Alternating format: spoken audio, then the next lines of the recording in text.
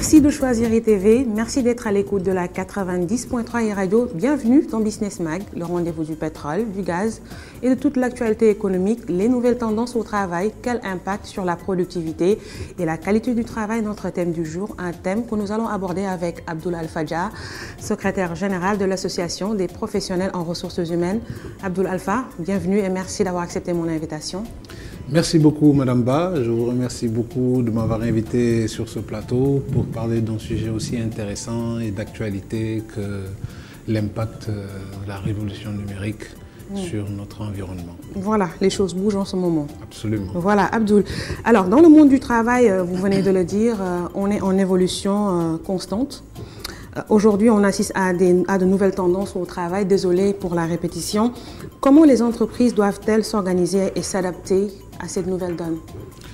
Merci beaucoup donc pour cette question. Je voudrais, si vous me l'autorisez, me présenter comme le secrétaire général de l'Association sénégalaise des professionnels des ressources humaines, qui est une association qui existe depuis 1973 et qui est composée de tout ce qui gravite autour de la fonction RH.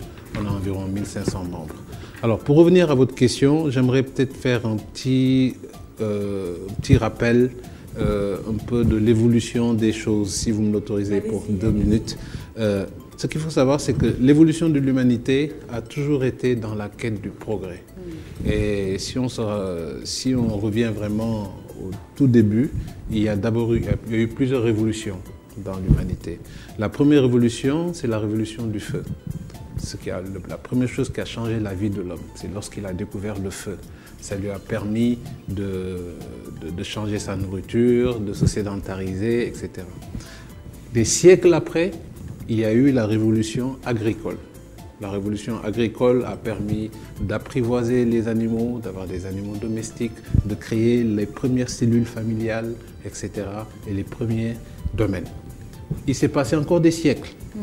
Et il y a eu la révolution industrielle, que nous avons un peu plus connue en Europe. Et là, on a commencé à attaquer la mécanisation. C'est là où les machines ont commencé à apparaître, qui a commencé à voir le prolétarisme, etc. Et entre toutes ces 3 révolutions que je viens de vous décrire, il s'est passé des siècles. Et on passe à la 4e révolution qui va se décliner en 2 temps. Il y a d'abord eu une première révolution technologique avec l'apparition de l'ordinateur et de la puce. Déjà ça a énormément changé la nature des relations professionnelles et même la société en général. Parce que c'est avec la puce qu'est venu le téléphone portable, c'est avec l'ordinateur qu'on a commencé les débuts d'automatisation. Et puis, entre l'avènement de l'ordinateur et de la puce et l'avènement de la 2e phase de la révolution technologique, c'est-à-dire Internet, il s'est passé environ un demi-siècle. C'est vous dire qu'aujourd'hui... 50 ans. Environ 50 ans. C'est vous dire qu'aujourd'hui, les révolutions les plus importantes de l'humanité s'étaient espacées de plusieurs siècles. Et comme vous dites, le changement est tellement rapide maintenant qu'on a des révolutions en un demi-siècle. En un demi-siècle, on est passé de l'ordinateur, de la puce, à Internet. Et Internet est la 2e révolution numérique à laquelle nous vivons. Alors, il me semble intéressant de définir déjà qu'est-ce que c'est la révolution numérique. Parce que beaucoup de gens, on parle de révolution digitale, on parle de révolution numérique, mais c'est quoi? Je vais essayer de le définir de manière assez simpliste. Allez-y. Pour dire que ce qu'on appelle la révolution numérique, c'est simplement une transposition de la réalité dans une virtualité. Donc c'est là où on parle de réalité virtuelle. En fait, si vous prenez n'importe quel élément de la réalité physique, la révolution numérique va permettre de virtualiser un peu cette réalité-là. D'accord? Et au regard de donc, ce que je viens d'expliquer, moi, j'aimerais revenir un peu sur le thème que vous avez dit, nouvelle tendance au travail. Quel impact sur la qualité du numérique, sur la qualité du travail et la productivité? Ce qui est important, ce qui fait bouger les entreprises. Ce qui fait bouger les entreprises. Et bouger le monde. Et bouger le monde. Et je pense qu'au-delà même de cette question-là, ce qui doit se poser, ce n'est pas est-ce que le numérique a un impact sur la qualité et la productivité. Ça, je pense que la réponse est évidente. Aujourd'hui, deux questions à mon avis qu'on doit se poser, c'est d'abord, Est-ce qu'on va subir cette révolution numérique ou on va l'anticiper? Parce qu'aujourd'hui, on ne revient même plus en cause sur le fait que la révolution numérique va avoir un impact sur la qualité du travail et la productivité. C'est évident. C'est évident que, si je prends un exemple, c'est le même débat qu'on voit un peu, je vais prendre l'exemple du foot. Oui. Aujourd'hui, les gens se posent la question sur la VAR. Vous voyez, l'impact de la VAR sur le foot. Tout est numérique. Le numérique est au cœur du monde. Partout. Et partout. Aujourd'hui, on est obligé de subir. On ne se pose plus la question, les entreprises ne doivent plus se poser la question, est-ce que je vais dans le numérique ou est-ce que j'y vais pas? Parce que vous le vouliez ou non, le numérique, la révolution numérique va avoir un impact sur votre organisation. Le numérique s'impose à nous. Il s'impose à nous. Donc la question qu'on se pose, c'est est-ce qu'on va le subir ou est-ce qu'on va anticiper? Est-ce qu'on va être en mode réaction ou en mode action? Et à ce moment-là, l'autre question qui va de soi, c'est comment je vais faire pour préparer mon entreprise à aller vers cette révolution numérique? Parce que si vous ne le faites pas, vous allez disparaître. C'est clair. Donc, je pense qu'aujourd'hui, la première chose qu'on doit se poser, c'est plus se poser la question est-ce que c'est quelque chose de pertinent ou pas? C'est comment je vais faire pour m'adapter à cette révolution numérique. Parce qu'elle s'impose à nous. Et en parlant toujours des nouvelles tendances au travail, il y a le télétravail. Dans les pays développés, le télétravail est devenu une mode. Pourquoi? J'ose espérer que ce n'est pas fortuit. Absolument. Aujourd'hui, la révolution numérique a apporté des transformations structurelles au sein de l'organisation. Vous parlez du télétravail, effectivement, ça c'est les modes de collaboration, mais si on devait lister un peu l'impact sur l'entreprise, on a d'abord, donc, comme vous le dites, les modes de collaboration et de coordination managériale. Pourquoi le télétravail apparaît? Parce que traditionnellement, avant, on était dans un modèle hiérarchique. Vous savez, l'entreprise traditionnelle, il y a le chef, il y a son adjoint, il y a les collaborateurs. C'était donc un modèle très hiérarchique. Au fur et à mesure que le temps a évolué, on est allé vers un modèle d'organisation en mode projet. Là, on n'a plus forcément une ligne verticale de commandement, mais on a une ligne plutôt horizontale, où on a plusieurs équipes, on prend des spécialistes de plusieurs équipes, on les rejoint dans une équipe de projet qui travaille sur des projets, et dès que le projet finit, chacun retourne dans ses entités initiales. Et avec la révolution numérique, l'avènement du télétravail, on passe vers un mode d'organisation en réseau. Et qui dit réseau, dit nécessairement, il n'y a plus un modèle hiérarchique, il n'y a plus un chef, on est dans un modèle de coopération permanente et on n'est plus obligé d'être dans le même lieu de travail. Ce qui fait que quelqu'un peut être à Singapour, une autre personne à l'opposé, une autre personne à Dakar, et travailler effectivement sur le même sujet en mode réseau. Ça, c'est un des premiers impacts en termes de transformation structurelle des organisations. La deuxième chose, c'est le processus, les process en entreprise. Les process sont complètement bouleversés par la révolution numérique. Donc, on passe de plus en plus à l'automatisation de tous les process. Et là, c'est quelque chose à double revers. Pourquoi? Parce que, effectivement, la machine, l'outil prend la place de l'homme et on va finir par se poser la question de l'utilité de l'homme. On va en venir. Et donc, les questions de chômage, les questions d'obsolescence des métiers, les questions d'obsolescence des compétences vont se poser à ce niveau-là. Et enfin, le dernier élément en termes de transformation structurelle, c'est les compétences et les métiers. Effectivement, on a des compétences qui sont en train d'être complètement obsolètes. Aujourd'hui, un quart des salariés européens reconnaissent avoir des compétences obsolètes. Ça veut dire que les compétences qu'ils détiennent ne sont plus valables. Alors, vous vous imaginez, si c'est un quart des salariés européens, qu'est-ce que ça doit être si pour l'Afrique? Notamment pour le Sénégal. N'est-ce pas? Alors, on assiste à un remplacement des métiers à faible valeur ajoutée par des outils numériques. Je prends l'exemple de Kodak. Tout le monde a connu Kodak qui faisait les photos. 140 000 personnes. Aujourd'hui, ils sont en faillite. Je prends un autre exemple, Instagram, que tout le monde connaît, c'est les réseaux sociaux. Ils sont environ 15. 15 personnes gèrent Instagram et qui fait partie d'une des plus grosses entreprises du monde aujourd'hui. Donc, on est en train carrément de changer le modèle d'organisation des entreprises.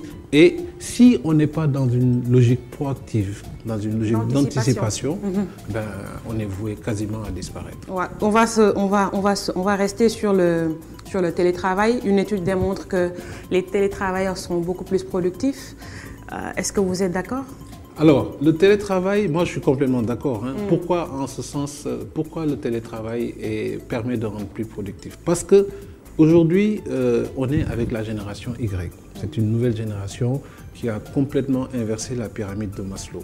Là où avant, les besoins primaires étaient plus importants, les besoins de sécurité alimentaire, avant les besoins d'épanouissement, on a une nouvelle génération qui vient, qui est capable de sacrifier des besoins alimentaires pour un épanouissement. Donc, la qualité, le bien-être au travail devient quelque chose de fondamental. Le télétravail a l'avantage de permettre à la personne de s'organiser comme elle l'entend et de ne plus être prisonnier de ces notions d'espace et de temps. Vous, quand vous êtes en télétravail, il n'y a plus cette obligation d'être en un même lieu. Vous n'avez plus non plus, vous pouvez être asynchronisé, c'est-à-dire vous pouvez travailler en décalé. Vous pouvez travailler à 3 heures du matin, vous pouvez travailler à la plage, vous pouvez travailler où vous voulez, en étant toujours en lien avec l'organisation et donc en organisant votre vie privée et votre vie professionnelle en fonction des contraintes que vous rencontrez. Donc, en ce sens, c'est une bonne chose. Mais le problème qu'on a en Afrique, parce qu'il faut quand même contextualiser les notamment choses, au Sénégal, avec la mentalité, c'est la crise de confiance structurelle qui existe entre le chef et son salarié. Au Sénégal, structurellement, on ne fait pas confiance aux salariés. Si on ne le voit pas, on a l'impression qu'il ne travaille pas. Et donc, on a un mode de management très traditionnel qui repose surtout sur le temps de présence que sur la performance. Les 8 heures à respecter. Aujourd'hui, les contrôles d'accès, est-ce qu'il est arrivé à l'heure? On donne une demande d'explication s'il n'est pas à l'heure, alors qu'on ne regarde pas ce que la personne produit. Moi, je connais des salariés, c'est ce qu'on appelle le présentéisme. C'est-à-dire des gens qui viennent même avant l'heure. Vous devez commencer à 7h30, à 6h30, elles sont là. Elles commencent à utiliser vos ressources, elles allument votre lampe, elles allument votre machine, elles prennent votre café et elles ne travaillent pas. Elles restent là jusqu'à 20h, 21h, 22h même. Ces personnes travaillent pour autre chose. Et vous les voyez là, elles sont présentes, mais qu'est-ce qu'elles produisent?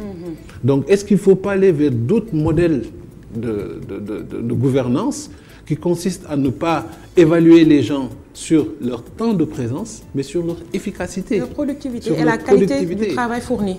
Quelle que soit la façon dont ils le font. L'essentiel, c'est qu'il y ait des délivrables qui sont de qualité et qui sont rendus à temps. Mais malheureusement, au Sénégal, on a encore ce blocage-là. Qu'est-ce qu'il faut faire pour changer cette mentalité et aller vers le télétravail, aller vers l'innovation? Parce que le monde du travail bouge. Je pense que ce qu'il faudrait faire pour aller vers ça, c'est l'aiguillon de la concurrence. Et aujourd'hui, en fait, je pense qu'on est dans une situation où nous sommes en train de subir cette évolution, mais elle va venir. Aujourd'hui, les entreprises sont de plus en plus concurrencées parce que la concurrence n'est plus seulement locale, elle est internationale, elle est mondiale. Et on se rend compte que ce modèle de gouvernance-là, aujourd'hui, connaît ses limites. Et donc, de plus en plus, les entreprises sont en train d'améliorer leur système d'évaluation et se rendent compte que ce n'est pas par le temps de présence qu'on peut évaluer quelqu'un, mais plus par des résultats. Et alors, tout à l'heure, vous l'avez dit, donc, si je prends du recul, le télétravail a des avantages pour le télétravailleur et pour l'entreprise aussi. Bien sûr, d'autant plus que l'entreprise, ça lui permet d'éliminer un certain nombre de coûts. Parce qu'il y a des entreprises dont la moitié du personnel est en mode télétravail. Vous n'avez plus besoin de locaux. Vous n'avez plus besoin de dépenser un certain nombre de ressources physiques. Et en même temps, vous avez une personne qui peut travailler dans n'importe quelle condition. Mais il faut quand même une organisation interne aussi. Ah, bien sûr. Le numérique intervient aussi. Parce que quand on travaille à distance, il faut une qualité Internet, un bon réseau. Absolument. Il faut un bon réseau pour pouvoir avoir des échanges synchronisés ou bien des échanges asynchrones. Oui. Aujourd'hui, justement, la révolution numérique permet d'avoir des outils comme le SharePoint. Je ne sais pas si je peux l'expliquer rapidement. Allez-y. Le SharePoint, c'est un logiciel qui permet de non seulement partager un certain nombre de documents en groupe, c'est-à-dire dans l'organisation, je vais prendre par exemple la direction des ressources humaines. il va y avoir un espace dans tout le système d'information où il y aura tous les documents de la direction des ressources humaines. Tous les salariés qui travaillent à la direction des ressources humaines vont avoir accès à ces documents-là, soit en mode lecture, soit en mode modification, soit en mode consultation, selon les niveaux de responsabilité. Et vous pouvez accéder à ce document n'importe où. C'est-à-dire, moi, je travaille sur un document et une autre personne en ligne peut travailler sur ce même document. Et il y a aussi le même système de validation en workflow. Oui. C'est-à-dire, aujourd'hui, vous voulez déposer vos congés, vous n'avez plus besoin de sortir un papier physique, vous le faites en ligne. Ça va automatiquement à votre N+1 qui donne son OK en un clic. Ça va vers les ressources humaines qui l'implémentent dans le système de paye automatiquement, etc. Et cela a une corrélation avec le zéro papier. Exactement. Là aussi, on rentre dans le zéro papier. Et là, l'entreprise économise des sous. Absolument. Aujourd'hui, il y a un autre phénomène qui est extrêmement important qui s'est développé, c'est le nuage, c'est le cloud. Oui. Et aujourd'hui, il y a des outils que Microsoft fait comme le OneDrive qui vous permet, même avec votre portable, d'avoir toutes les informations qui sont dans l'entreprise et dans votre machine. Donc, vous pouvez travailler dans n'importe quelle situation et accéder aux documents en temps réel. Donc, aujourd'hui, effectivement, les outils numériques apportent des réponses pour la transformation radicale de ces formes de travail et de ces modes de collaboration. Avant de finir avec le télétravail, forcément, il y a des inconvénients ou tout est parfait? Alors, il y a des inconvénients pour le salarié parce qu'aujourd'hui, la ligne entre la distinction entre la vie privée et la vie professionnelle devient de plus en plus floue. Et on a vu des phénomènes de burn-out où justement il y a une intrusion intempestive de la vie professionnelle dans la vie privée. C'est ces gens qui, même quand ils sont à la plage, en vacances avec leur famille, sont toujours avec leur laptop ou leur iPad pour pouvoir continuer à travailler. Donc là aussi, ça peut impacter la qualité de la vie privée de l'organisation. Et du côté de l'employeur? Du côté de l'employeur, c'est si vous avez des salariés qui sont pas honnêtes, effectivement, ou bien qui ne jouent pas le jeu, vous pouvez avoir des pertes de productivité, vous pouvez avoir un mauvais contrôle de votre personnel par rapport à son travail. Une nouvelle tendance professionnelle, de plus en plus les entreprises choisissent l'open space comme mode d'aménagement de lieux de travail, un concept qui est né aux États-Unis vers les années 60. Certains experts disent que cela libère la communication entre les salariés. Est-ce que les espaces aménagés sont lieux de travail en mode open space impactent sur la productivité et la qualité du travail aussi? Je pense que c'est des nouveaux modes d'aménagement des locaux. Il n'y a rien d'absolu.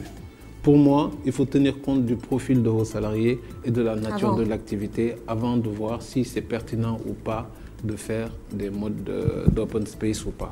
Il y a des métiers qui sont adaptés à cela parce qu'il faut naturellement communiquer. Et puis, c'est aussi une question de culture d'entreprise. Si, par exemple, dans une entreprise comme e-Radio, où il n'y a que des jeunes, il y a la génération Y, vous avez une certaine mentalité, vous avez une certaine ouverture, de nouvelles façons de travailler, effectivement, c'est des solutions qui peuvent être intéressantes parce qu'il n'y a rien de mieux que de se voir, de garder le lien. Et l'avantage de ces open space-là, c'est que, vous savez, un des problèmes de la révolution numérique, j'en ai pas parlé, c'est le problème du lien social. Aujourd'hui, la révolution numérique est quelque chose qui est en train de tuer le lien social, de tuer les dynamiques collectives, en ce sens où vous pouvez travailler avec quelqu'un pendant 5 ans sans jamais l'avoir vu. Parce qu'il y a des outils numériques qui sont entre vous, qui vous permettent de travailler sans que vous ayez besoin de vous voir, ni d'échanger des émotions. Or, les émotions, c'est quelque chose de capital chez l'humain. L'humain est composé d'émotions. Et donc, ça fait partie le fait qu'il y ait cette virtualisation des relations fait que les dynamiques sociales en entreprise sont complètement cassées. Donc, le fait de créer effectivement des espaces open space où les gens continuent de cultiver ce lien physique-là, je pense que c'est une bonne chose. Parce que ça permet d'aller plus vite, ça permet de maintenir cette émotion qui est importante entre les gens. Et certains aussi disent que le modèle open space est avantageux pour l'entreprise. C'est un modèle économique pour l'employeur. Oui, c'est avantageux. Surtout dans les zones où le coût du loyer est élevé, on gagne beaucoup plus d'espace. Oui, on gagne de l'espace, mais ça, je pense que c'est un avantage moindre. Pour moi, ce n'est pas ça que recherchent les entreprises en créant des espaces open space. À mon avis, c'est d'abord une culture. Pour le management, c'est une façon d'exprimer une volonté d'un certain mode de collaboration. Instaurer la cohésion sociale. Instaurer la cohésion, faciliter la communication et créer un climat social qui puisse être convivial. Pour que les gens se sentent à l'aise. Pour que les gens se sentent à l'aise entre eux. Entre eux, voilà. Encore une nouvelle tendance, le coworking, les espaces de coworking aussi. On en voit un peu partout en ce moment à Dakar. Son impact aussi dans la productivité, dans le milieu professionnel, parce que c'est une nouvelle tendance aussi. Je pense que le coworking vient à point nommé. Moi-même, j'utilise beaucoup des espaces coworking. Surtout en Afrique, c'est adapté. Pourquoi? Parce qu'on est en train de... Aujourd'hui, au Sénégal, par exemple, le tissu économique est composé de très petites entreprises, voire des entreprises individuelles. Or, quand vous êtes une toute petite entreprise, quand vous êtes une entreprise individuelle, vous n'avez pas forcément les ressources financières pour investir dans des choses fixes et durables. C'est-à-dire investir en bureau, avoir une table, une machine, une imprimante, ça a un coût. Il y a un loyer, etc. Alors, le coworking va permettre de régler ce problème-là. Vous voulez lancer votre entreprise et vous savez que vous n'avez pas trop d'argent, vous n'avez pas trop de moyens. Vous pouvez, et que vous n'avez pas besoin d'un local à temps plein, vous allez dans un espace coworking. Vous avez besoin de 3 heures de temps par jour pour être dans un bureau, travailler et imprimer. Le reste, vous êtes sur le terrain. Vous allez dans ces espaces-là. Et l'avantage, c'est que c'est des ressources partagées. Donc, c'est un gain pour celui qui fait cette location-là. Ceux qui ont des espaces de coworking, ils arrivent à amortir leur investissement très rapidement. Et c'est adapté, mais de manière très précise aux besoins de ceux qui sont dans cette logique d'entrepreneuriat individuel. Et aujourd'hui, au Sénégal, on est en train de renforcer ces tendances-là et je pense que c'est une excellente chose.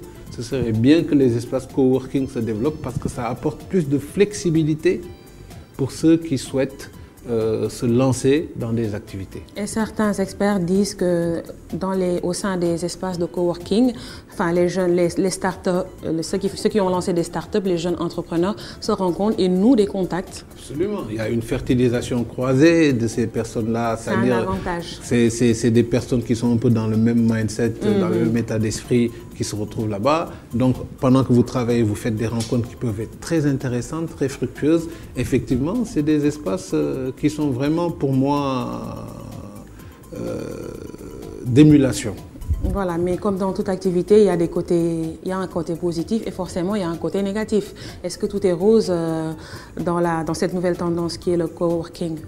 Moi, honnêtement, je vais vous dire, je ne vois pas quels peuvent être les inconvénients du coworking. Vous êtes un militant Moi, je suis un militant à fond. Un supporter de... Tout ce qui permet de renforcer l'agilité des gens, qui permet de leur donner plus de flexibilité. Parce qu'aujourd'hui, ces valeurs-là, c'est ça. C'est-à-dire, comme vous l'avez dit en début, nous sommes dans un environnement qui change tout le temps. Aujourd'hui, ce qui ne change pas, c'est que tout change.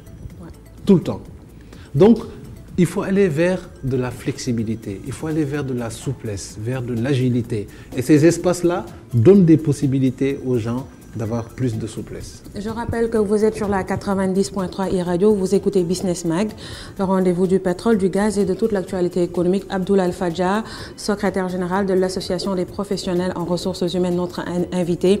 Alors, Abdoul, une étude du think tank libéral Institut Sapiens avance que 5 métiers sont en sursis. Le risque de disparaître, c'est-à-dire les comptables, les caissiers, les employés de banque, assurance, les secrétaires de direction et les manutentionnaires. Et on met en cause le numérique. Donc, comment analysez-vous cette donne et comment aujourd'hui on doit s'adapter, anticiper? Vous l'avez dit tout à l'heure, mais il faut qu'on approfondisse un peu. C'est pas seulement ces métiers. J'en ai cité que la liste est loin d'être exhaustive. Voilà, aujourd'hui on parle même des chauffeurs. Les chauffeurs de bus, dans certains pays européens, on a des lignes où il n'y a plus de chauffeurs. Ça a déjà commencé dans le métro. Aujourd'hui, on est dans une phase de renouvellement totalement, comme je l'ai dit, des compétences et des métiers. tous les métiers à faible valeur ajoutée sont en phase de disparition au profit des outils. Mais en même temps, pour moi, c'est une opportunité. C'est une opportunité en ce sens où, je prends un exemple. Moi, j'ai été DRH dans des banques et effectivement, vous avez posé la question des caissiers. Et nous, quand j'étais dans cette banque-là, comment on s'y est pris? Avant, le profil des caissiers, un niveau bac suffit. Mais aujourd'hui, dans cette banque-là, elle impose un niveau bac plus 2, voire bac plus 4 aux caissiers.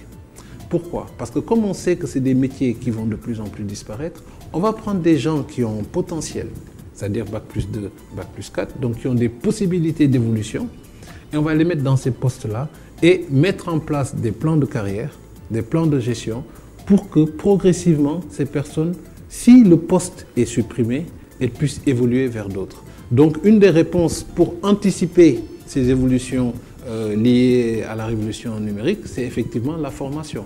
La formation tout au long de la vie. C'est mettre en place des systèmes de gestion prévisionnelle des emplois et des compétences, ce qu'on appelle la GPEC. C'est quoi la GPEC? La GPEC, c'est partir un peu des orientations stratégiques. Ces orientations vont dire, nous, dans un horizon de 2 ans, 3 ans, voilà où on veut que l'entreprise aille. On va regarder quels sont les éléments qui vont impacter l'évolution de l'entreprise. Donc, c'est les éléments technologiques, par exemple. Et sur la base de ces 2 éléments-là, on va identifier les besoins en ressources humaines et mettre en place un dispositif de recrutement et d'accompagnement des salariés. Ce qui fait que quand la technologie va être implantée, les gens seront déjà prêts non seulement à se l'approprier, mais à évoluer. Ou bien faire une reconversion. Ne pas perdre son emploi. Par exemple, si on prend le cas du caissier, aujourd'hui, on a des caissiers qui sont... Si vous avez un caissier qui a un niveau bac plus 2 ou bac plus 4, quand on va automatiser le processus de caisse avec le e-banking, où on n'aura plus besoin de caissiers, ben ces mêmes caissiers-là, il suffira juste de les former pour qu'ils soient des chargés de clientèle ou pour qu'ils puissent aller vers d'autres métiers de la banque. Mais s'ils n'ont pas ces prérequis-là, si à la base de caissier que vous aviez pris, c'était un niveau bac ou un niveau BFM, la personne aura du mal à faire ce bond-là quand il sera question d'éliminer son poste, parce qu'elle n'a pas les prérequis. Donc, une des solutions, c'est déjà au moment où vous recrutez des personnes, il faut déjà vous assurer de leur capacité à progresser dès qu'il y aurait un impact sur leur travail. Une autre alternative, peut-être la formation. La formation. Former son personnel. Effectivement. Et quel est le rôle de l'association, l'association des professionnels? Est-ce que vous avez un plan, des mécanismes à proposer pour que les entreprises s'adaptent? Alors, je vous remercie beaucoup pour cette question parce que ça me donne l'occasion de parler un peu de ce que l'association fait en matière de formation. Bon, déjà, ce qu'il faut dire, c'est que la formation est aussi lourdement impactée par la révolution numérique. Parce que tous les outils de formation sont en train d'évoluer et on est en train d'aller vers des solutions de e-learning où vous pouvez... D'abord, la formation maintenant se fait toute la vie grâce à la révolution numérique. Aujourd'hui, vous pouvez vous former tout le temps.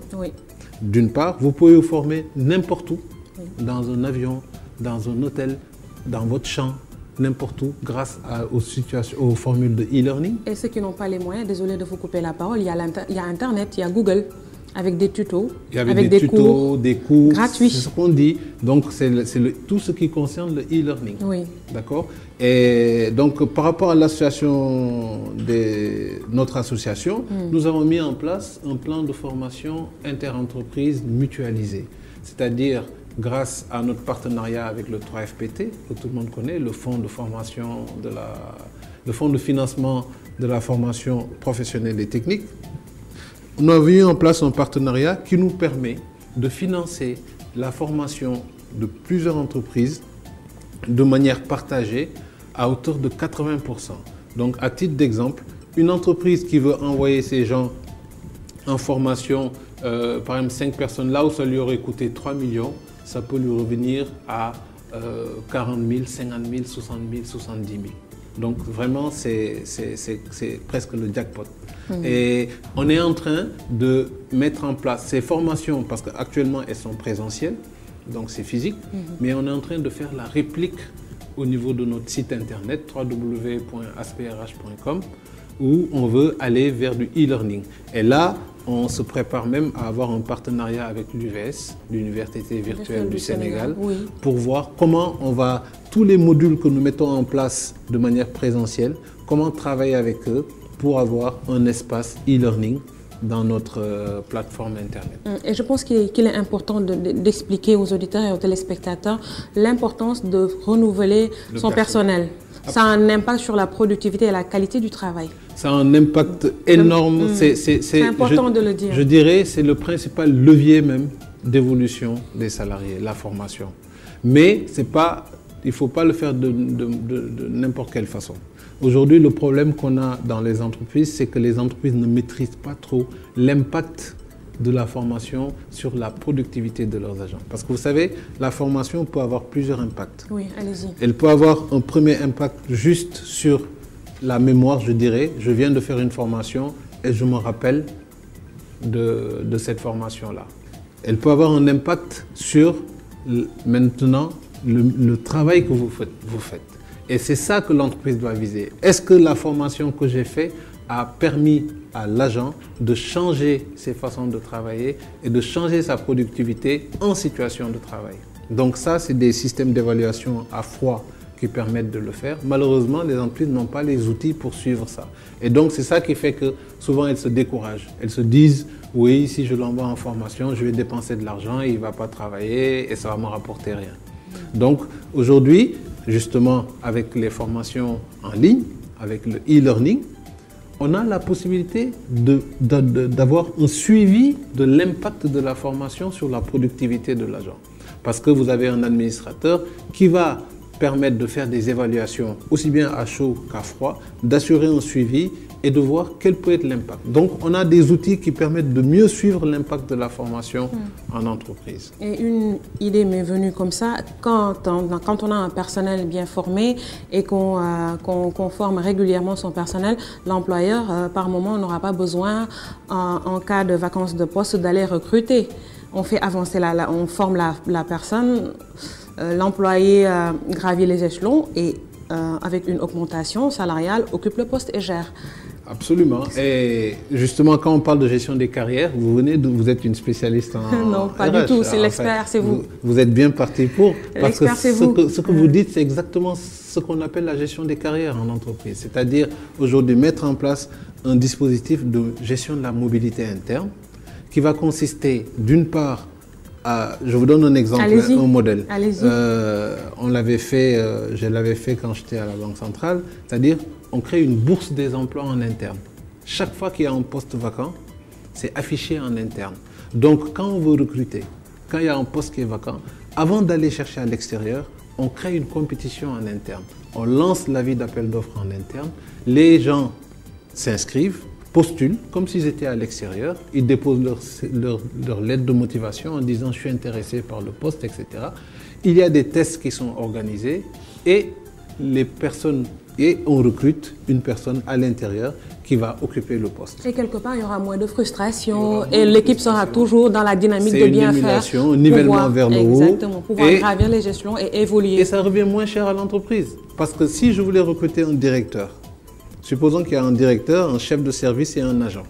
Je veux recruter un directeur. Le chef de service qui est en dessous postule et prend le poste du directeur. On fait bouger l'agent au poste de chef de service et on recrute un agent. Ça revient moins cher que si on avait recruté directement un directeur. Vous voyez ?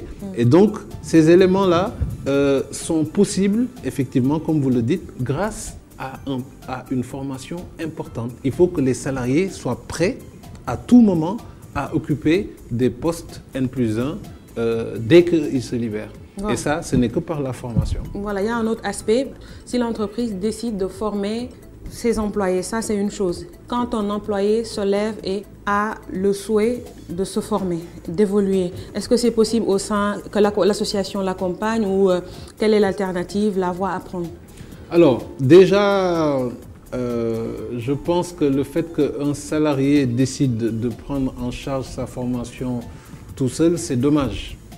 Parce que normalement, l'entreprise doit être en mesure de lui proposer des formations. Parce que vous avez plusieurs types de besoins en formation.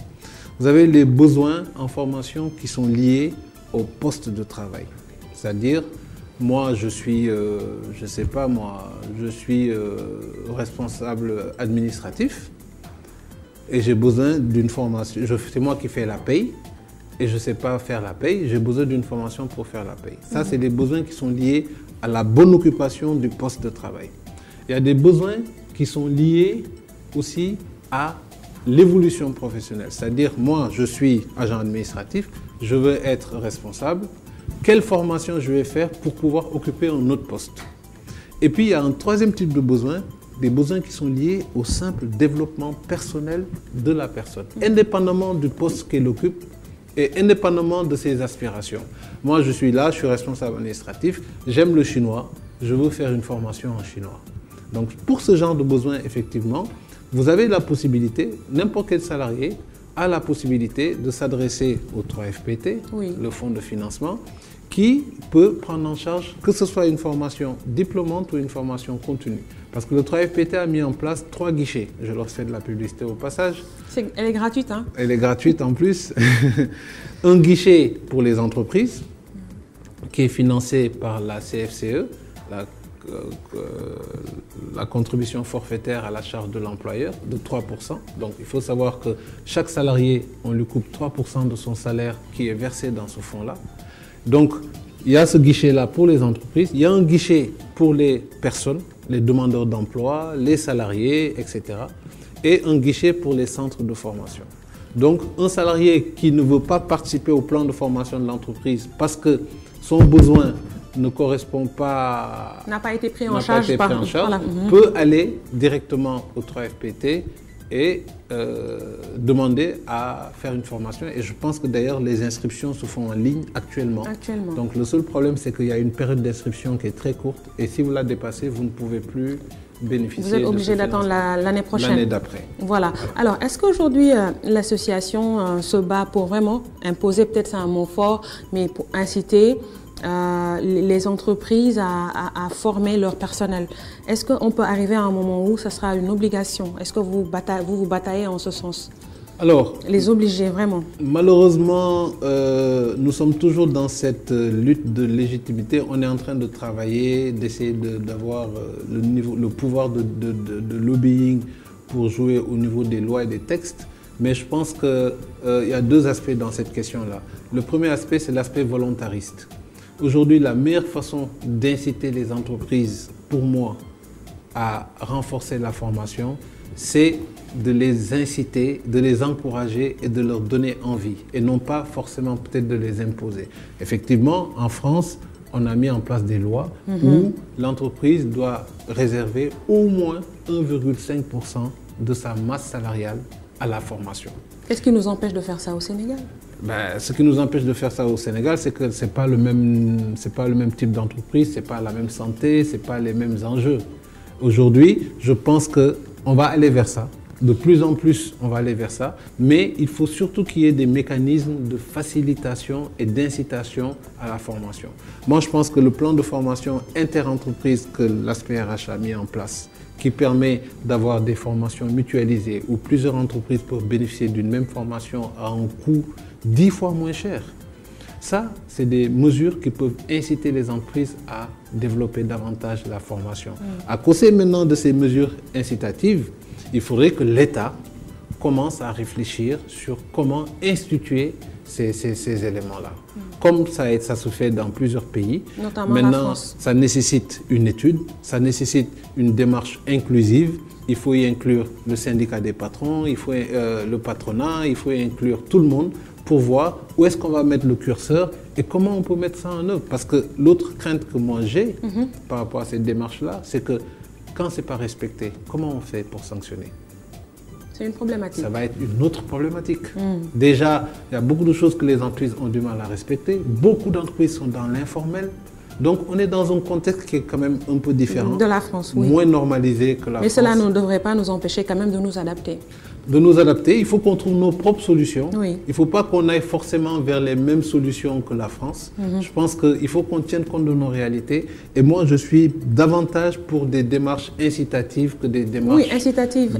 Pourquoi pas l'association cibler des entreprises, aller vers ces entreprises-là, leur expliquer le bienfait, parce qu'il y a un bienfait. Je me dis que c'est un projet win-win. L'employeur gagne, l'employé gagne. L'employé bien formé est bien formé, il a sa connaissance. L'employeur, oui. L'employeur a un travailleur plus qualifié, voilà, plus compétent, productif, et cela agit de façon positive sur l'évolution de l'entreprise. Mais je pense que les entreprises sont de bonne foi, hein, madame. Vous savez, nous, quand on a fait le partenariat... Toutes les entreprises? La plupart. Ah. Quand on a fait le partenariat avec le 3FPT, on a lancé l'invitation. On a eu une 50aine d'entreprises qui ont accepté, qui nous ont transmis leurs besoins en formation. Nous sommes allés à Saly. On a fait un week-end où on a travaillé sur la mutualisation et la capitalisation de ces besoins-là. On en a sorti un plan de formation avec près de 200 modules de formation qui concernaient environ 6000 personnes. 6000 personnes à former, c'est vous dire quand même le degré d'engagement des entreprises. Est-ce qu'il y a un suivi derrière? Est-ce que quand vous formez des entreprises, après derrière, il y a un suivi pour voir l'impact de la formation dans la productivité? Malheureusement, nous, on ne va pas aussi loin parce que... Est-ce que vous ne devrez pas le faire? Mais le problème, c'est qu'on est confronté à une 50aine d'entreprise et on n'a pas... Partiellement, des sélections? Oui, peut-être. Périodiquement? C'est bien d'évaluer son travail. On pourrait aller vers des sondages et envoyer peut-être des questionnaires. Et cela vous crédibilise et c'est des outils? Mais ce que je voulais dire déjà, c'est que quand on fait les formations, il y a toujours une évaluation de cette formation et un feedback des agents formés qui nous donne un aperçu et on a une évaluation qu'on appelle une évaluation à chaud. Ah. Ça nous permet au moins de savoir le degré d'appropriation de ce qui a été fait de la formation par le salarié à court terme. Mais effectivement, je vous le concède, il faudrait que nous puissions, bon ça se fait, hein, c'est-à-dire périodiquement, envoyer un questionnaire aux agents qui ont été formés et à leur N+1 pour leur demander est-ce que la formation dont votre salarié a bénéficié a eu un impact sur la qualité de son travail. Si les résultats sont positifs, c'est un moyen d'inciter les autres entreprises à suivre et à faire former leur personnel. Tout à fait. Je pense que c'est un moyen efficace. Mais je pense que beaucoup d'entreprises ne sont pas non plus au courant de tous les mécanismes qui existent pour les aider à former. Donc ça, c'est de votre faute. C'est la faute de l'association. Il faut communiquer. C'est de la faute de l'association, mais enfin, je pense que c'est plus de la faute des structures de l'État qui ont ces dispositifs-là. Et vous avez votre part de responsabilité aussi. C'est pour ça qu'on travaille avec ces structures-là. Et avec le numérique, ça peut faciliter la communication. Il y a les réseaux sociaux, il y a les plateformes. Eh bien, on utilise tout ça. Comme je vous l'ai dit, on a un site internet, ASPRH, www.asprh.com. Comme je vous l'ai dit, on est en partenariat avec le 3FPT. On est en train de signer un partenariat avec l'UVS. Donc, on essaie de tisser des relations avec toutes ces structures de l'État qui peuvent apporter des solutions aux entreprises. Mais le problème des entreprises, c'est qu'elles ne sont pas toutes au courant des dispositifs qui existent. Et ça, c'est un vrai problème. Il y a un problème de communication. Et donc, nous, notre rôle, c'est d'essayer de jouer ce rôle d'interface entre des acteurs qui ont des besoins et des ressources, mais qui ne communiquent pas entre eux. Et on essaie de créer ce lien-là. Maintenant, ce n'est pas facile parce que vous savez, une association, c'est des bénévoles, c'est des gens qui travaillent. Au Sénégal, ce n'est pas évident. Au Sénégal, ce n'est pas évident. On essaye de faire avancer les choses. Voilà, justement, en faisant avancer les choses, une belle transition pour parler du secteur informel. Notre tissu économique est constitué à 90% du secteur informel. Vous parlez de formation. Qu'est-ce que l'association prévoit pour encadrer, former ces agents du secteur informel pour qu'ils puissent demain formaliser leur activité? Alors là, vous posez beaucoup de questions parce que d'abord, la question que je me pose, c'est est-ce qu'il faut nécessairement aller vers la formalisation de l'informel? Ah, ça c'est une autre problématique. Ça c'est une autre problématique. Mais c'est une question qui mérite d'être posée. On a besoin du secteur informel. C'est une question de modèle économique. Aujourd'hui, je pense que le modèle qu'on nous impose, c'est un modèle occidental. Et nous, on a un modèle qui s'est imposé à nous-mêmes, c'est le modèle informel. Donc moi, j'ai toujours des questions quand on veut parler de formalisation de l'informel. c'est-à-dire les pousser à plus de contraintes, alors qu'aujourd'hui, l'informel est quelque chose qui marche. Parce que c'est ça qui fait vivre notre pays, en tout cas. D'accord.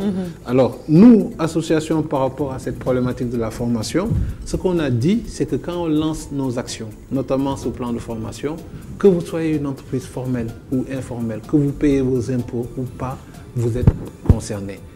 Tout le monde est concerné par ce plan de formation. Il est inclusif. Et nous demandons à n'importe quelle entreprise, que ce soit une entreprise baol qui soit avec 2 personnes, que ce soit une entreprise qui, tout le monde peut venir et être sous notre couvert. Parce que normalement, quand le 3FPT fait ce dispositif-là, elle n'y rend éligible que les entreprises qui sont en règle. Mais comme nous, association, nous couvrons et prenons en charge cela, le 3FPT a accepté que n'importe quelle entreprise puisse bénéficier de cela. Donc vous avez enrôlé les membres du secteur formel. Tout le monde est concerné. Et du secteur informel. Tous sont concernés. Et ceux qui sont intéressés, j'en profite, peuvent nous appeler au 77 657. La publicité est gratuite. 94 63 ou envoyer le mail à ASPRH. Là, vous risquez de passer au service commercial. Ah mais... C'est un donnant-donnant. Voilà, donc c'était juste une petite pique pour vous taquiner. Donc c'est prouvé, Abdoul Alfadja, un travailleur motivé, épanoui et productif. Vous êtes d'accord? Et améliorer le bien-être au travail est désormais, à juste titre, un axe stratégique pour la productivité, un levier de performance sociale et économique. Dans les pays développés, on voit au sein des entreprises des crèches pour les mamans qui allaitent. Tout à fait. On voit même des salles de jeu, des salles de détente, mais tout est normé, des salles de sport. Mais ça existe maintenant au Sénégal. Oui, mais c'est une petite frange. Oui. Qu'est-ce que vous faites en ce sens pour vraiment encore inciter, pousser les entreprises à aller vers cela? Parce qu'un employé épanoui et productif, c'est prouvé. Je suis tout à fait d'accord. D'ailleurs, tellement d'accord que nous organisons chaque année un colloque international dans lequel nous convions aussi bien tous les spécialistes RH de DAC du Sénégal que du monde entier. Et notre dernier colloque le thème c'était bien-être au travail. Tellement que nous sommes convaincus que la performance aujourd'hui passe par l'épanouissement. Et aujourd'hui, les entreprises effectivement développent de plus en plus des dispositifs pour permettre aux salariés d'avoir un certain nombre de confort, de convivialité pour pouvoir mieux améliorer la performance. Notamment les salles de sport, les crèches, tout ce qui est service de proximité aux entreprises. Moi hier par exemple, je recevais quelqu'un et on était en train de réfléchir dans mon entreprise sur la possibilité, parce que c'est quelqu'un qui fait le lavage, le nettoiement des habits. Oui. Je lui ai dit, on peut réfléchir sur la possibilité, par exemple, que vous fassiez un service où le matin, le salarié, parce qu'on a beaucoup de familles monoparentales maintenant, qui n'ont plus, c'est plus la même structure. Le matin, vous partez au boulot, vous prenez un sachet, vous mettez tous vos habits sales, les chemises, les costumes que vous ne pouvez pas donner à la bonne. Vous venez le matin, vous le déposez quelque part à l'entreprise et le soir, à la descente, vous revenez, vous trouvez votre habit plié, lavé, nettoyé. Donc ça, c'est des services que nous sommes en train de voir. Moi, hier, j'en discutais avec... Et c'est des petites choses qui peuvent stresser l'employé au point où il n'est pas concentré dans son travail. Exactement. C'est des petites choses. Et c'est des choses, à mon avis, qui se développent et sur lesquelles, par contre, je ne pense pas que nous ayons un retard. Parce que cette question du bien-être au travail, on l'a formalisée, on l'a conceptualisée aujourd'hui, mais ça a toujours été une problématique de l'entreprise. Aujourd'hui, vous allez dans les hôtels. On a vu beaucoup d'hôtels où, dans le sous-sol, ils ont mis une salle de prière. Oui, dans les hôtels, oui. Ou ailleurs. Même pas, je dis dans les hôtels parce que c'est dans les hôtels que j'ai vu ça, mais ailleurs. Et on n'a pas attendu ce débat sur le bien-être. Les entreprises sénégalaises n'ont pas attendu ce débat pour le bien-être pour mettre en place des dispositifs. Quand vous voyez, par exemple, l'accompagnement sur les événements sociaux, quand vous avez un décès, on vous donne une certaine somme, il y a une cotisation, il y a une délégation. Tout cela, c'est des outils qui permettent de mettre le salarié à l'aise et on n'a pas attendu ce débat sur le bien-être. Maintenant, je pense qu'il faut davantage le formaliser, davantage le conceptualiser et aller vers, comme les Européens le font. Par exemple, comme vous le dites, dans certaines entreprises, on a un chef de service du bonheur, dont le seul travail consiste à voir comment rendre heureux ses salariés. Donc c'est en ce sens qu'ils ont peut-être un avantage sur nous, c'est qu'ils conceptualisent davantage les choses et ça permet d'aller plus loin dans les innovations et dans ce qu'on peut faire. Et c'est des métiers, c'est de nouveaux métiers qu'ils créent. C'est des nouveaux métiers qui vont se développer. Et bon, maintenant au Sénégal, je ne sais pas si toutes les entreprises sont convaincues de cela parce que on est dans un environnement où l'emploi est rare. Vous voyez, dans un environnement où l'emploi est rare et la compétence est partagée, c'est l'employeur qui est dans une position de force. Alors que dans d'autres environnements, c'est une guerre des talents. C'est-à-dire, les salariés, les compétences sont de plus en plus rares. Donc, les entreprises vont faire la cour aux salariés. Mais ici, c'est l'inverse. Ici, n'importe quel boulot, il y a quelques poches, mais le salarié, on lui dit, si tu n'es pas content, il y a 10 000 personnes qui sont à côté, qui attendent. Donc, vous voyez, il n'a pas forcément le même rapport de force qu'ailleurs. Le quiz. Voilà, parfait. Nous en arrivons au quiz. C'est presque la fin de l'émission. Vous avez lancé un A, c'est quoi? Vous êtes stressé? Vous m'aviez prévenu du quiz, mais... Oui, mais vous m'avez soufflé en off que vous avez déjà fait Génie en herbe. Donc j'imagine que ça sera un jeu d'enfant pour vous. Ça faisait 20 ans, hein? Ça fait rien. Allons-y. Est-ce que vous êtes prêts? Première question. Je suis né le 7 septembre 1968 à Accra. Je suis un footballeur international français évoluant au poste de défenseur central. Qui suis-je? Je suis né le 7 septembre 1968, excusez-moi, à Accra, oui. Je suis footballeur international français évoluant au poste de défenseur central. Qui suis-je? Je connais son nom. Il est maintenant journaliste. Il a été champion du monde. Vous avez 3 secondes. Mais je le connais. Desailly. Marcel Desailly. Marcel Desailly. 1 point. Je suis un groupe musical britannique originaire de Liverpool, en Angleterre, formé en 1960. Il s'agit de quel groupe? Un groupe mythique. Vous avez 5 secondes. Un groupe mythique. Oui. De Liverpool. Oui. The Beatles. Parfait. La capitale de l'Estonie. Je passe. Tallinn. Tallinn. Oh, Le SMIC au Sénégal est de 55 500. Vrai ou faux? Ça, c'est une question cadeau quand même. Faux. Le SMIC actuel est à 70 000 et quelques. 58 900. 58 900. Vous avez faussé, hein? Une mesure qui est entrée en vigueur le 1er janvier 2019. Dernière question. Qui a été le premier président de la République de la Gambie? Daouda Kairaba Diawara. Et on lui rend hommage, qu'il repose en paix, décédé récemment. Tout à fait. Merci Abdoul Alfadja. Vous êtes le secrétaire général de l'association sénégalaise des experts ou des professionnels en ressources humaines. Merci d'avoir accepté mon invitation. C'est moi qui vous remercie de nous avoir donné l'occasion de nous exprimer comme ça et je vous encourage et vous félicite pour la qualité de cette émission, pour même le concept de l'émission. Merci beaucoup. Qui permet vraiment d'apporter des valeurs ajoutées au débat public. Et vraiment, je vous encourage et vous félicite. Merci beaucoup. Félicitations et merci beaucoup aussi à toute l'équipe de la télé. Du côté de la radio, Biram Sissé a assuré la partie technique. Rendez-vous la semaine prochaine. Merci.